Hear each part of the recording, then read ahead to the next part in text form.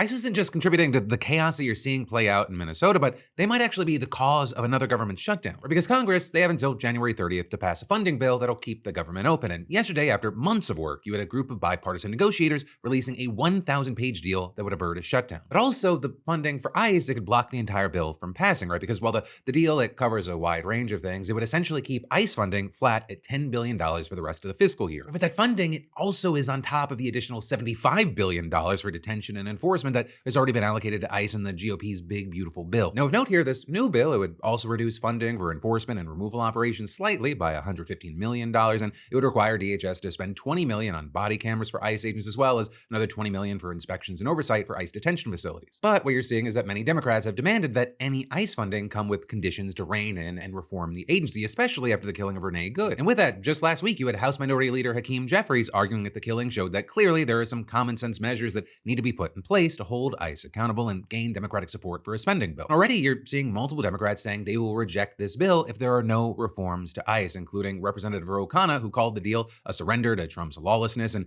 vowing to help lead the opposition to the funding measure. But that said, it's not all cut and dry. You've also had some key Democratic lawmakers defending the bill. Senator Patty Murray, for example, the top Democrat on the Senate Appropriations Committee, noted that the bill still rejected many Trump-backed cuts while investing in Democratic issues like education, rental assistance, and medical research. And with that, claiming that a government shutdown over ICE funding wouldn't solve anything because ICE could just continue to operate during a shutdown thanks to the $75 billion in the Trump bill. Right? And noting while ICE would be fine, other key agencies like TSA and FEMA would have their funding shut off. And so she argued the suggestion that a shutdown in this moment might curb the lawlessness of this administration is not rooted in reality, and adding, in a shutdown, this administration can do everything they are already doing, but without any of the critical guardrails and constraints imposed by a full-year funding bill. And actually, at the same time, over in the House, you had the top Democratic appropriator, Representative Rosa DeLauro, voicing her support for the bill, though notably, she didn't really appear to encourage her colleagues to embrace the deal that she helped negotiate. DeLauro openly acknowledging that the package didn't include the broad reforms that Democrats had demanded, and adding, I understand that many of my Democratic colleagues may be dissatisfied with any bill that funds ICE. I share their frustration with the out-of-control agency. But adding, I encourage my colleagues to review the bill and determine what is best for their constituents and communities. And so with all that, as far as what happens next over in the House, they're expected to vote on the measure later this week, and they should be able to pass it most likely, as long as basically all the Republicans vote in favor, or if a few Democrats join most Republicans. In the Senate, that's a different question, right? They're not even in session until next week, meaning that